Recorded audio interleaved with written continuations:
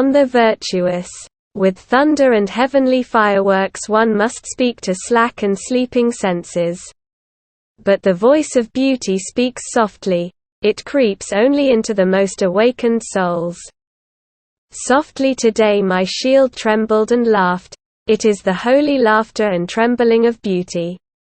At you, virtuous ones, my beauty laughed today. And thus its voice came to me. They still want to be paid. You still want to be paid, you virtuous. Want to have reward for virtue, and heaven for earth, and eternity for your today. And now you're angry with me for teaching that there is no reward and paymaster. And truly, I do not even teach that virtue is its own reward. Oh, this is my sorrow. Reward and punishment have been lied into the ground of things, and now even into the ground of your souls, you virtuous. But like the snout of a boar my words shall tear open the ground of your souls, a plowshare I shall be to you. All the secrets of your ground shall be brought to light. And when you lie uprooted and broken in the sun, your lie also will be separated from your truth. For this is your truth.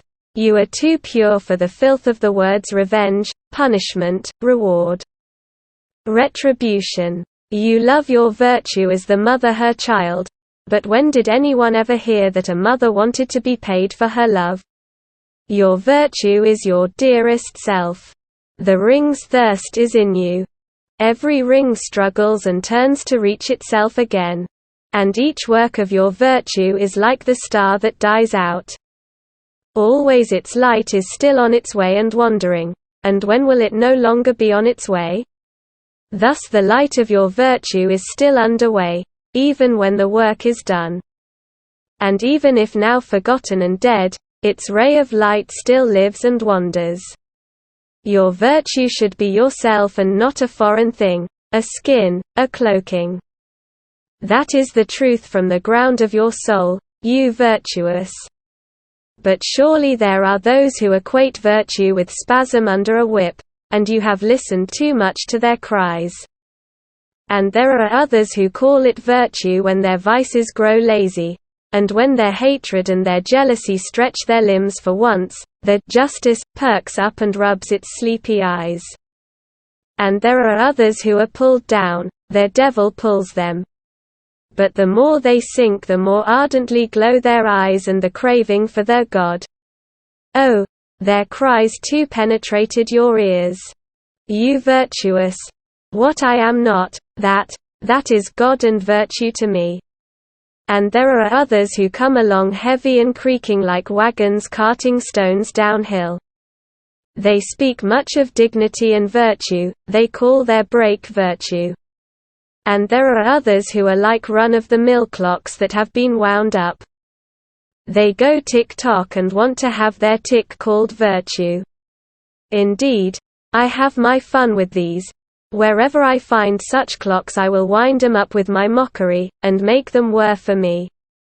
And others are proud of their handful of justice, and for its sake they commit outrage against all things, such that the world is drowned in their injustice. Oh, how foul the word virtue sounds coming from their mouths. And when they say, I am just, then it sounds always like, I am just avenged. With their virtue they want to scratch out the eyes of their enemies, and they elevate themselves only to degrade others. And then again there are those who sit in their swamp and speak thus from out of the reeds. Virtue, that means sitting quietly in the swamp. We bite no one and avoid anyone who wants to bite. And in all matters we have that opinion that is given us. And then again there are those who love gestures and think, virtue is a kind of gesture. Their knees always adore and their hands are extolments of virtue, but their hearts know nothing of it. And then again there are those who consider it virtue to say, virtue is necessity. But at bottom they believe only that the police are a necessity. And some who cannot see the high in people call it virtue that they see the low all too near, thus they call their evil eye virtue. And a few want to be edified and built up and call that virtue. And others want to be toppled, and call that virtue too. And in this manner almost all believe they have a share of virtue. And at the very least each person wants to be an expert on good and evil. But Zarathustra has not come to say to all these liars and fools, "What do you know about virtue? What could you know about virtue?" Instead, my friends, I wish you would grow weary of the old words you have learned from the fools and liars. Grow weary of the words reward, retribution, punishment, revenge, injustice. Grow weary of saying, "What makes a deed good is that it is selfless." Oh my friends, I wish yourself were in the deed like the mother is in the child. Let that be your word on virtue. Indeed, I may have taken from you 100 words and your virtue's favorite toys. And now you are angry with me as children become angry. They played by the sea. Then the wave came and tore their toys into the deep, now they weep. But the same wave shall bring them new toys and lavish new colorful shells before them. Thus will they be consoled. And like them you, too, my friends, shall have your consolations and new colorful shells. Thus spoke Zarathustra.